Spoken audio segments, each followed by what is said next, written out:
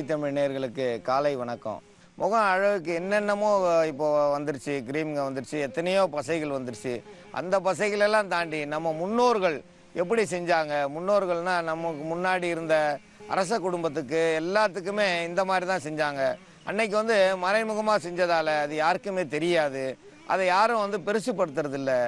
நம்ம வந்து இன்னைக்கு வந்து முகத்துக்கு அழகுன்றது ஒரு பெரிய இதாக இருக்குது. அது முகத்துக்கு அழகு சிகை அலங்காரம், முக அலங்காரம்னு சொல்லி நிறையா பண்ணிக்கிட்டு இருக்காங்க. அந்த நிறையா பண்ணுறதுல இது ஒரு சிறந்த ஒரு மருந்துன்னு சொல்கிறத விட ஒரு அழகு சாதனம், அழகுபடுத்துறதுக்கு. இது பெண்ணாக இருந்தாலும் ஆணாக இருந்தாலும் அழகுபடுத்தும். முகத்தில் உள்ள பள்ளங்களை மேவுறதுக்கு இந்த கம்மாய் மண்ணை வச்சு தான் பண்ணுறோம். இந்த கம்மாய் மண் இருக்குது பார்த்தீங்களா, இது வந்து மலையிலேருந்து வந்தது.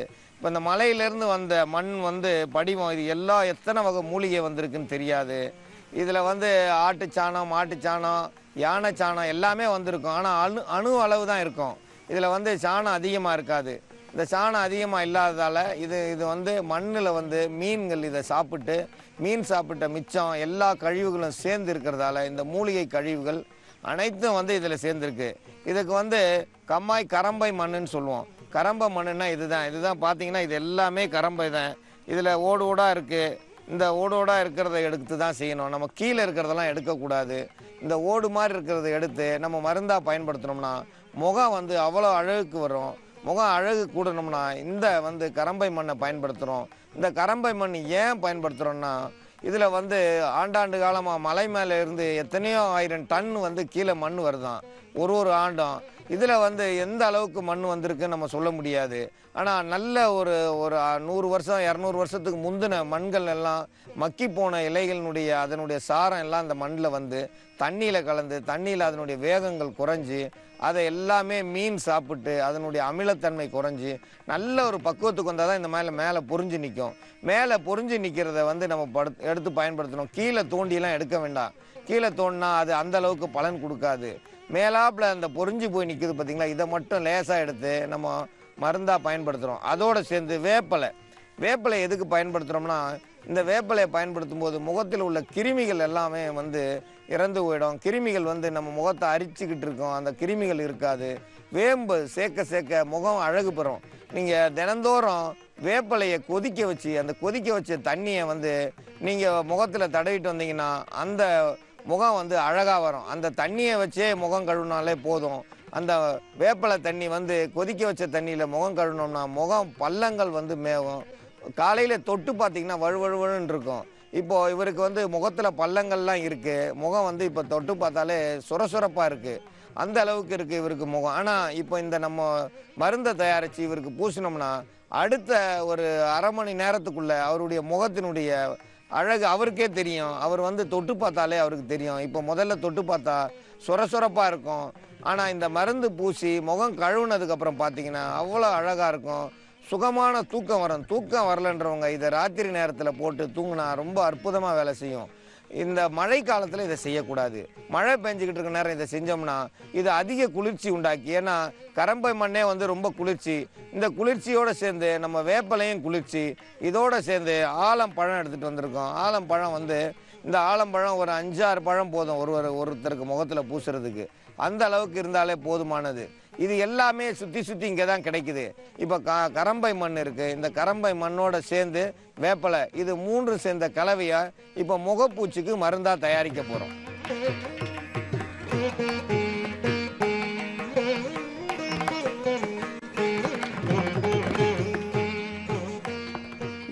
இது மாதிரி லேசாக தகுடு மாதிரி இருக்கிறத மட்டும்தான் எடுக்கணும். கீழே உள்ளது தேவையில்லை நமக்கு. இந்த மாதிரி பொறிஞ்சு போய் நிற்கிறது, வெயிலுக்கு பொறிஞ்சு போயிருக்கிறதா எடுக்கணும். இது வந்து அவங்க எல்லா சத்துக்களையும் மேலே கொண்டு வந்துடும். அப்போ சத்தானதை மட்டும் நம்ம இப்போ எடுக்கிறோம். இதை எடுத்து இதோட சேர்க்குறோம். இதோட சேர்த்து அரைக்க போகிறோம். இப்போ நம்ம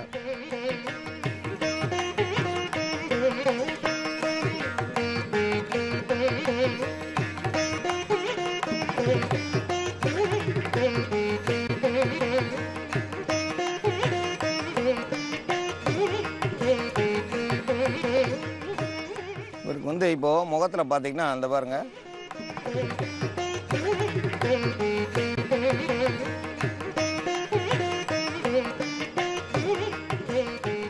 கொஞ்ச நேரம் ஆக ஆக ஆக அது வந்து அப்படியே இழுக்கும். ஏன்னா அந்த ஆலம்பழம் வந்து அப்படியே பசை மாதிரி பிடிக்கும். இந்த கரம்ப மண்ணில் வந்து எத்தனை வகை மூலிகை சேர்ந்துருக்குன்னே சொல்ல முடியாது. ஆயிரக்கணக்கான மூலிகை இருந்து வந்திருக்கு, மலையிலிருந்து வந்ததால் இந்த மண்ணினுடைய மகிமை வந்து அந்த அளவுக்கு இருக்கும். இது பார்த்தோம்னா அப்படியே எவ்வளவு நைஸாக இருக்குது பாருங்கள். வேற ஒன்றும் கிடையாது. இது வந்து இயற்கை அழகை கொண்டு வர்றது. இந்த இயற்கை அழகை கொண்டு வர்றதுக்கு இந்த மாதிரி அரைச்சி எடுத்துக்கிறோம். வேப்பலை என்ன செய்யும்னா அந்த முகத்தில் பொறுன்னு ஊறுறது எல்லாத்தையும் சரி பண்ணும். இந்த முகம் வந்து அரிப்பு இருக்குது, எனக்கு அரிப்பு இருக்குன்றவங்களுக்கு ஃபுல்லாக அதை சரி பண்ணும். அந்த நிலையில் இருக்கிறத இது ஒன்று சேர்த்து அரைச்சிருக்கோம். இந்த அரைச்சதில் இது மிச்சம் இருக்குதுன்னா அது தேவைப்படுறா இன்னும் 10 பேருக்கு இதை வச்சு அரைச்சி எடுக்கலாம். இதை அரைச்சி கொஞ்சம் கொஞ்சமாக தண்ணி ஊற்றி எடுத்தோம்னா இதில் வந்துகிட்டே இருக்கும். இதனுடைய எல்லா சத்துக்களும் கீழே இறங்க இறங்க இறங்க நம்ம எடுத்து நம்ம தேவையாக்க எத்தனை பேருக்கு வேணாலும் போடலாம். இதை போட போட போட நம்ம முகம் வந்து அழகு பெறும். சில பேர் கை காலில் எல்லாம் பூசிக்கிறாங்க. ஏன் கை காலில் பூசியிருக்காங்க? இப்போ இவருக்கு இந்த கையில் இந்த நிறம் இருக்குது. இதுக்கு ஒரு சாம்பிள் போட்டு காட்டுறேன் பாருங்க.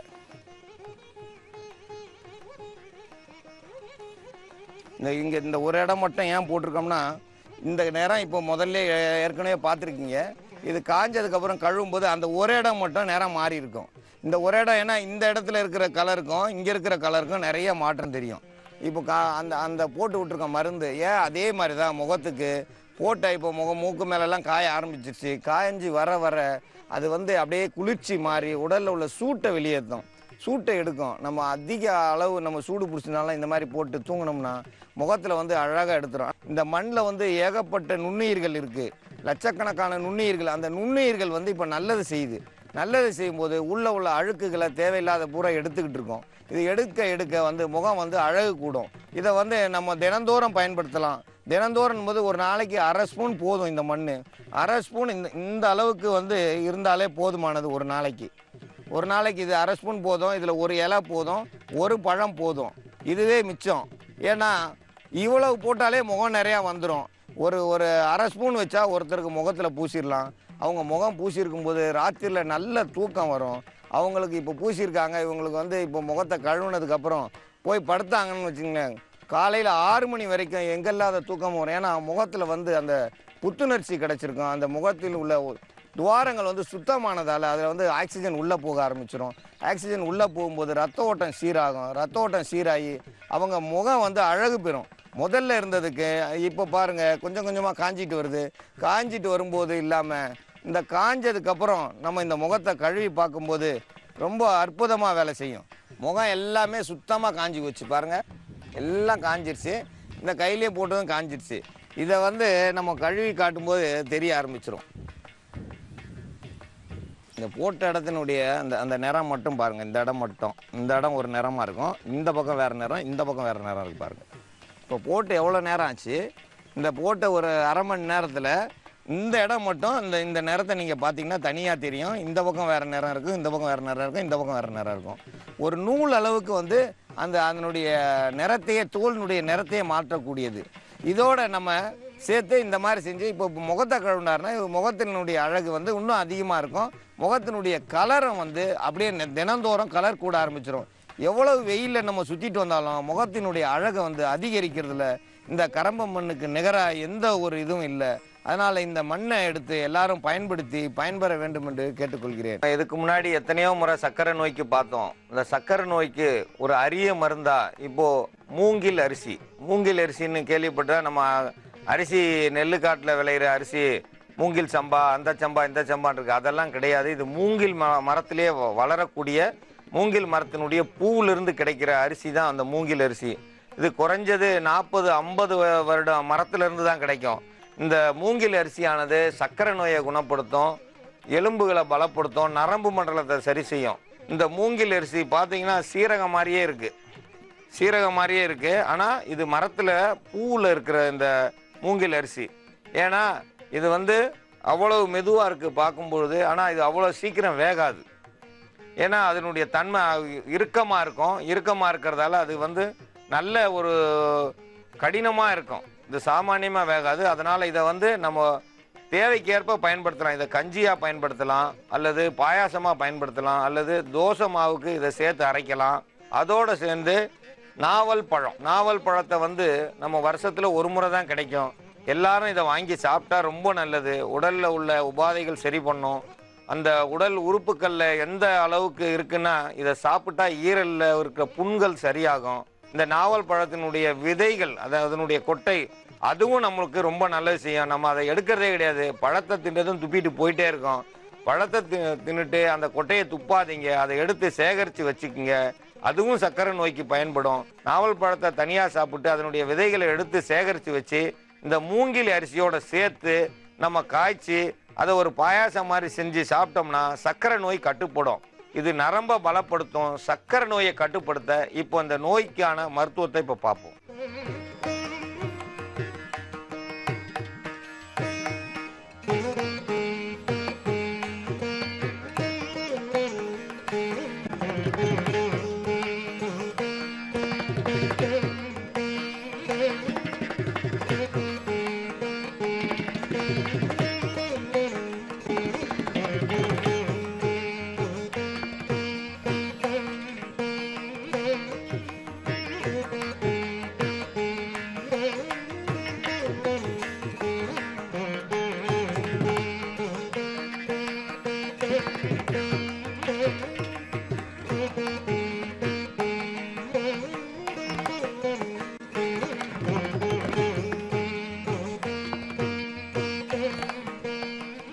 இந்த நாவல் பழத்தை சாப்பிட்டு அதனுடைய கொட்டைகளை எடுத்து அந்த கொட்டைகளை தூளை அரைச்சி அதில் நம்ம ஒரு ஸ்பூன் எடுத்து தண்ணியில் காய்ச்சணும். அதில் 100 கிராம் அளவுக்கு இந்த அரிசி, மூங்கில் அரிசினா குறைந்தது ஒரு 10 கிராம் அளவுக்கு இந்த நாவல் பழ கொட்டை பவுடரை எடுத்து அந்த தண்ணியில் சேர்த்து கரைச்சி காய்ச்சி அந்த கஞ்சி தண்ணி மாதிரி இருக்குது. அந்த தண்ணியை நம்ம குடிச்சிட்டு வந்தாலும் ரொம்ப நல்லது. ஏன்னா அந்த மூங்கில் அரிசியினுடைய சாரமும் இதில் இறங்கியிருக்கு, இந்த நாவல் பழ விதையினுடைய சாரமும் இறங்கியிருக்கு. அதனால் இதை சாப்பிடும்போது சர்க்கரை நோய் கட்டுப்படும். சர்க்கரை நோய் குறைஞ்சா உடலில் ஆரோக்கியம் கூடும், மூட்டு வலி இருக்காது. சர்க்கரை நோய் வந்தால் கண்டிப்பாக மூட்டு வலி வந்துடும். மூட்டு வலி வந்துன்னா நடக்க முடியாது. ஏன்னா சர்க்கரை வந்துச்சு, என்னால் நடக்க முடியல. இன்றைக்கி 10 வயசு பிள்ளைங்களுக்கு சர்க்கரை நோய் வருது. அந்த குழந்தைகளுக்கு கண்டிப்பாக இதை கொடுக்கணும். 10 வயசு குழந்தைனா ஒரு 15 கிராம் 20 கிராம் கொடுத்தா போதும். அதனால் இந்த மூங்கில் அரிசி இப்போ வெந்திருக்குன்னா நம்ம அரிசி மாதிரி இப்படி இது பண்ணால் இது நசுங்காது. ஏன்னு கேட்டிங்கன்னா அந்த சீரகம் மாதிரியே இருக்குது. எவ்வளோ நேரம் வெந்தாலும் இப்படி தான் இருக்கும். இதை நம்ம மாவாக அரைச்சி நம்ம பயன்படுத்தினோம்னா நல்லது. வயசானவங்களுக்கு இதை மெல்லணும்னா கொஞ்சம் கஷ்டமாக இருக்கும். இதை மாவாக அரைச்சி நம்ம அவங்களுக்கு தோசையாவோ இல்லை புட்டாவோ கொடுத்துட்டோம்னா வயசானவங்களுக்கு ரொம்ப நல்லது, குழந்தைகளுக்கு ரொம்ப நல்லது. இந்த மூங்கில் அரிசி கிடைக்காதது. ஏன்னா இது அந்த அளவுக்கு அற்புதமானது. இது 40 வருஷத்துக்கு ஒரு முறை மரத்தில் வர்றது. அந்த 40 வருஷத்து மரம் எங்கெங்கே இருக்கோ அங்கே தான் தொடர்ச்சியாக கிடைக்கும். நம்ம வீட்டில் வளர்த்தோம்னா அது அவ்வளோ சீக்கிரமாலாம் கிடைக்காது. அதனால் மூங்கில் தோப்பில் தான் கிடைக்கும். அது யார் எங்கே தோப்பில் இருந்தாலும் இதை வாங்கி நம்ம பயன்படுத்தணும். இந்த நாவல் பழம் தமிழ்நாடு முழுவதும் கிடைக்கும், எல்லா பகுதியிலையும் கிடைக்கும், தரைப்பகுதியிலையும் கிடைக்கும், மலைப்பகுதியிலையும் கிடைக்கும். மலைப்பகுதியில் கிடைக்கிற பழங்கள் ரொம்ப அதனுடைய தன்மை காட்டமாக இருக்கும். ஆனால் நிறைய மருத்துவத்தன்மை வாய்ந்தது. இது தரைப்பகுதியில் விளைந்தது, அதனால தான் சதை பிடிப்பு அதிகமாக இருக்குது. மலைப்பகுதியில் இருக்கிறது சதை கொஞ்சமாக இருக்கும், உள்ள விதை பெருசாக இருக்கும். அது இன்னும் அதிகமாக சர்க்கரை நோயை சரி பண்ணும். நமக்கு எது கிடைச்சாலும் நல்லது. நம்ம மலையிலேயே போய் தேட முடியாது. ஏன்னா அங்கே உள்ள மந்திகளுக்கும் குரங்குகளுக்கும் உணவாக போகிறது. ஏன்னா அதுங்க எல்லாமே சாப்பிட்டது இல்லாமல் இதை அதிகம் விரும்பி சாப்பிட்றது வௌவால்கள் தான் இதை அதிகமாக விரும்பி எடுக்கும்.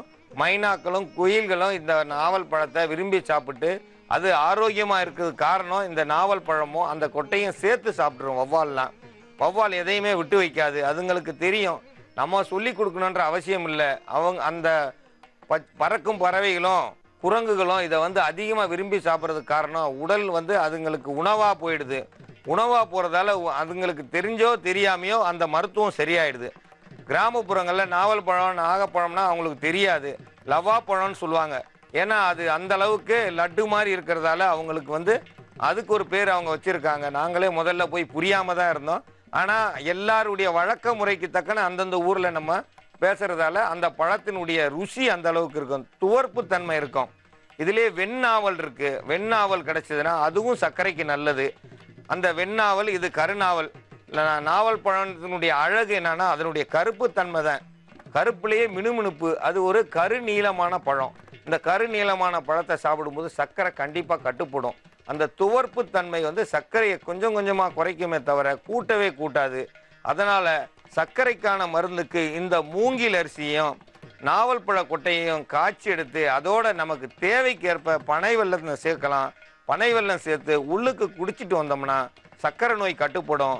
சர்க்கரை நோய் கட்டுப்பட்டால் நம் உடல் ஆரோக்கியம் அதிகமாகும். வயதானவர்களுக்கும் குழந்தைகளுக்கும் இது ஒரு உணவாக கொடுத்துட்டு வந்தீங்கன்னா சர்க்கரை நோய் கட்டுப்படும். இந்த மருந்தாக இல்லாமல் உணவாக எடுத்து பயன்படுத்தும்படி எல்லாரையும் கேட்டுக்கொள்கிறேன். வணக்கம். நமது நிலையத்திற்கு வந்த கடிதத்தில் ஜாஸ்மின் என்னும் பெண்மணி கடிதம் எழுதியுள்ளார். அவர்கள் குதிங்கால் பின்பகுதியில் அதிக வலி இருக்குது, பெருவிரலில் தான் நடக்கிறாங்களாம், பின்னாடி கால் கீழே வச்சாலே வலி அதிகமாகுது அப்படின்றாங்களாம். மருத்துவமனைக்கு போனால் அந்த எலும்பு பின்னங்காலில் வளர்ந்துருச்சுன்றாங்களாம். அப்படியெல்லாம் ஒன்றும் வளராது, அதில் போய் உப்பு படியுமே தவிர எல்லாருக்கும் எலும்பு வளருன்னா எல்லாருக்கும் பின்பக்கம் காலில் எல்லாருக்குமே வளர்ந்து தான் போகும். அதை வளருது அப்படின்லாம் இல்லை, உப்பு போய் அதிகமாக படியும். இப்போ நம்ம போய் பார்க்கும்போது தண்ணியில் ஒரு பாத்திரத்தில் தண்ணியை பிடிச்சி வச்சு பார்த்திங்கன்னா அந்த பாத்திரத்தில் கீழே ஒரு உப்பு படிஞ்சிருக்கும். ஏன்னா அந்த உப்புத்தன்மை நம்ம குடல்லையும் போய் படியும். அது மட்டும் இல்லாமல் நம்ம சாப்பிட்ற உணவில் இருக்கிற உப்புக்களும் போய் அந்த எலும்புகளில் போய் படிஞ்சு அந்த எலும்பினுடைய அளவு பெருசாகும். அது எந்த இடத்துல போய் சேருது அது அந்த இடம் கண்டிப்பாக பெருசாகும். சிலருக்கு கீழே போயிட்டு திருப்பி மேலாம்ன ரத்தம் வர்றது குறைஞ்சிரும். மேலாம்ன ரத்தம் வர்றது குறையும் பொழுது அந்த காலில் போய் குதிங்காலில் உப்பு அதிகரிக்கும். அவங்க நிச்சயமாக ஊறுகாய் சாப்பிடவே கூடாது. ஊறுகாய் அதிகம் சாப்பிட்டாங்கன்னா அந்த குதிங்கால் வலி குறையாது. சாப்பாட்டினுடைய உப்பு அளவு பாதியை குறைக்கணும். அவங்க அரிசியில் சோறாக்கும் போது உப்பே போட்டு ஆக்கக்கூடாது, உப்பு போடக்கூடாது. உப்பு போடாமல் சோறாக்கி அவங்களுக்கு தேவையான ஒரு பாதி உப்பு போட்டு குழம்புல உப்பு போட்டு சாப்பிட்டு வந்தாங்கன்னா அந்த குதிங்கால் வலி மாறும். குதிங்கால் வலி மட்டும் இல்லை, முட்டுகளிலையும் வலி வந்துடும். ஏன்னா அங்கங்கே உப்பு போய் சேரும். ஒரு இடமா போயிட்டு அப்புறம் இடுப்புலையும் உப்பு போய் சேர்ந்துடும். இந்த உப்புகளை கழுவி எடுக்கணும்னா அவங்க வெள்ளரி பழங்கள் சாப்பிடணும். வெள்ளரி பழம், வெள்ளரி பிஞ்சு இந்த முறையை கையாளணும். இந்த வெள்ளரி பழங்களை சாப்பிட்டு வந்தாங்கன்னா உடலில் உள்ள உப்புக்களை கழுவக்கூடியது இந்த வெள்ளரி பழம். அது மட்டும் இல்லாது உடலில் உள்ள உப்புத்தன்மையை வெளியேற்றணும். அந்த நரம்புகளை பிடிச்சி இழுத்துருக்கோம். அப்போ முடக்காத்தான் சொல்கிறோம். முடக்காத்தான் கீரை நீங்கள் பார்த்துருப்பீங்க, வேலியில் இருக்கும். அந்த வேலியில் இருக்கிற முடக்காத்தான் கீரையை ஒரு 50 கிராம் அளவுக்கு எடுத்தோம்னா ஒரு 30 கிராம் அளவுக்கு முருங்கைக்கீரை அதோட சேர்க்கணும். வெறும் முடக்காத்தனை மட்டும் சாப்பிட்டோம்னா அது சரியாக வேலை செய்யாது. ஒன்றுக்கு ஒன்று வினை புரிகிற மாதிரி இருக்கணும். முடக்காத்தான் நல்லா வேலை செய்யணும்னா அதோட முருங்கைக்கீரை பாதி அளவாவது சேர்க்கணும். இந்த முருங்கைக்கீரை, முடக்காத்தான் அதோடு சேர்ந்து ஒரு 5 மிளகு, ஒரு அரை ஸ்பூன் சீரகம், இதோடு சேர்ந்து வெங்காயம் ஒரு 50 கிராம் சேர்த்து நல்லா வேக வச்சு அந்த சாறு எடுத்து அந்த சூப் எடுத்து அவங்க குடிச்சிட்டு வந்தாங்கன்னா குதிங்கால் வலி ஒரு வாரத்தில் குறைய ஆரம்பிச்சிடும். இந்த குதிங்கால் வலி ஏன் குறையலன்னா அந்த உப்புத்தன்மையை கரைச்சி எடுக்கணும். முடக்காத்தான் சாப்பிட சொல்கிறோம்னா அந்த நரம்புகளை சுருட்டி மடக்கி பிடிக்காமல் இருக்க அந்த முடக்காத்தான் அது முடக்கும். அந்த நரம்புகளை காப்பாற்றுறதுக்காக வேண்டி தான் அது முடக்காத்தான்ற பேர். முருங்கைச்சாறு சாப்பிட வலியை குறைக்கும். எங்கெங்கே வலி இருக்கோ அந்த இடத்துல முருங்கை இலையை அரைச்சி தடவி பாருங்க, அந்த வலிகள் குறைய ஆரம்பிச்சிடும். குதிங்கால் ஊன முடியாமல் இருக்கிறவங்க ஒரு 10 நாள் 15 நாள் பொறுத்து பார்க்கும்போது சிறுக நல்ல காலை ஊண்டி நடக்க ஆரம்பிச்சிருவாங்க. இல்லைன்னா அவங்க நடக்கும்போதே பெருவரில் நடக்கும்போது எங்கே போய் விழப்போகிறோமோன்ற அளவு தான் இருக்கும். அந்த அளவுக்கு அவங்க உடலில் உப்புத்தன்மை கூடி இருக்கு. அந்த உப்புக்களை கழுவி எடுக்கணும்னா இவங்க வெள்ளரி பழம், இந்த சுரக்காய், இந்த தண்ணீர் சத்து அதிகமான பழங்களை சாப்பிடணும். இப்போ உள்ள தர்பீஸ் சாப்பிடலாம். அவங்க ஒவ்வொரு பழங்கள் தண்ணீர் பழங்கள் அதிகமாக எடுத்துக்கணும். தண்ணீர் சத்து அதிகமாக இருக்கிற ஒவ்வொரு காய்கறியும் எடுக்கணும். சுரக்காய் எடுத்துக்கலாம், பீர்க்கங்காய் எடுக்கலாம். இந்த பீர்க்கங்காயை எடுத்து சாப்பிட்டு புடலங்காய் சாப்பிடலாம். இந்த காய்கறியிலேயே நம்ம சரி பண்ணணும். மருந்துக்கு போகக்கூடாது. யாரும் ஒருத்தரை நம்ம திணிக்கக்கூடாது மருந்து சாப்பிடுங்கன்னு சொல்லி. அவங்கள முதல்ல உணவில் தான் சரி பண்ணணும். உணவில் சரி பண்ணோம்னா அவங்க உடல்நிலை சரியாகும். உணவை சரி பண்ணாமல் எடுத்ததுமே மருந்து எடுத்து கொடுத்தா வாழ்க்கை பூரா அவங்க நோயாளி, நம்ம அவ்வளோதான், இனி நடக்க முடியாது, அடுத்து முடக்கவாதமாகி நம்ம முடங்கி போயிடுமோன்ற ஒரு பயம் வந்துடும். அந்த பயம் வரக்கூடாது. ஏன்னா எல்லாமே நம்ம கண்ட்ரோலில் இருக்குது. நம்ம உடல் நம்ம சொல்கிறத கேட்கணும்னா நம்ம உணவு பழக்கத்தை மாற்றணும். நல்ல உணவு எடுத்துக்கணும். அதிக ரத்தம் ஊறுற அளவுக்கு உணவு எடுக்கணும். ஒரு 2 இட்லி சாப்பிட்டேன், 3 இட்லி சாப்பிட்டேன்னா அது பத்தாது. ஏன்னா நான் சொல்லியிருக்கேன் 32 கவாலன் சாப்பிட முடியாது. ஏன்னா அது பழக்கத்தில் இருந்தால் தான் சாப்பிட முடியும். ஒரு 4 இட்லி சாப்பிட்றவங்க 5 இட்லி சாப்பிடுங்க. ஒரு 4 மாதத்துக்கு அப்புறம் 5 இட்லின்றது 6 இட்லி ஆகும். மத்தியான வேலையில் கூழ் குடிங்க. முதல்ல நீங்கள் 1 டம்ளர் கூழ் தான் குடிக்க முடியும். தொடர்ச்சியாக ஒரு 10 நாள் குடிச்சு பாருங்கள், 2 டம்ளர் கூழ் குடிப்பீங்க. அப்போ வந்து குடல் வந்து கொஞ்சம் விரிய ஆரம்பிச்சிடும், ரத்தம் புதுசாக ஊற ஆரம்பிச்சிடும், நம்ம உடலுக்கு தேவையான சத்துக்கள் போய் சேரும். இப்படி சத்துக்கள் சேராமல் நம்ம ரத்தம் ஊறாமல் இருக்கிற இதில் வந்து நம்ம சாப்பிட சாப்பிட உப்புத்தன்மை தான் அதிகரிக்கும். இப்போ யாருமே வந்து சிறுதானியங்களை சாப்பிட்றது கிடையாது. ஏன்னா அதை சமைக்கவே தெரியல. அதை எப்படி செய்கிறது என்ன, நீங்கள் எப்படி வேணாலும் செஞ்சுக்கிங்க. சும்மா அந்த அரிசியை மாதிரி இருக்கிற அந்த சிறுதானியங்களை, குருதவள்ளி, திணை, சாமை இதெல்லாம் வந்து ஒரு கைப்பிடி அள்ளி போட்டால் 3 டம்ளர் தண்ணியை விட்டு கொதிக்க வச்சு கஞ்சியாக காய்ச்சி அப்படியே குடிக்க வேண்டியதானே, தவறு இல்லையே. என்னென்னமோ செஞ்சுக்கிட்டு இருக்காங்க நாட்டில். இதை கண்டுபிடிக்கணுமா? இதை நம்மளே வீட்டில் உட்காந்து ஒரு முறை காய்ச்சி குடித்தா நஷ்டம் வந்து போகிறதில்ல. கொஞ்சோண்டு அரை உப்பை போட்டோம்னா கஞ்சியாக குடிச்சிட்டு போகிறோம். எல்லாமே சோறை வடித்து தான் சாப்பிடணும். நேரடியாக குக்கரில் வச்சு சாப்பிடாதீங்க. குக்கரில் வச்சு அப்படியே வச்சு அந்த வடிகஞ்சியை உள்ளே வச்சுட்டிங்கன்னா அந்த வடிகஞ்சியில் இருக்கிற உப்புத்தன்மை வெளியே போகலன்னாலும் அந்த கால் வலி குறையாது. அதனால் பழைய மாதிரி வடித்து சாப்பிடுங்க. மண்பானையை நம்ம பயன்படுத்த முடியாது, எங்களுக்கு மண்பானைன்னா கீழே போட்டு உடச்சிருவோம் அப்படின்றாங்க. மண்பானை இல்லைனாலும் பரவாயில்ல, இருக்கிற பாத்திரத்தை வடித்து சாப்பிட்டு வந்தீங்கன்னா அந்த சோறில் உள்ள உப்புக்கள் கொஞ்சமாவது கழுவும். அந்த உப்புக்கள் குறைஞ்சிருந்தாலே அந்த கால் வலி குறையும். கால் வலி குறையிறதுக்கு இந்த முடக்காத்தான் முருங்கைக்கீரை சூப்பு வச்சு குடிக்கணும். அந்த சூப்பு முடக்காத்தான் முருங்கைக்கீரையோடு சேர்ந்து சின்ன வெங்காயம், சீரகம், மிளகு இது 3த்தையும் சேர்த்து கொதிக்க வச்சு அதிலிருந்து 1 டம்ளர் தண்ணி, அந்த சூப்பு தண்ணி கொதிக்க வச்ச தண்ணியை குடிச்சிட்டு வந்தோம்னா குதிங்கால் வலி குறையும். குதிங்கால் வலி மட்டும் இல்லை, நரம்புகள் எங்குமே முடக்காமல் இருக்கும். சிலருக்கு பார்த்தீங்கன்னா அந்த நரம்புகள் வந்து புடைச்சி போய் நிற்கும். அந்த நரம்பு முழுவதும் உப்புக்கள் படிஞ்சிருக்கும். அந்த உப்பு படிஞ்சிருந்தால் அந்த கால் வந்து மடங்காது.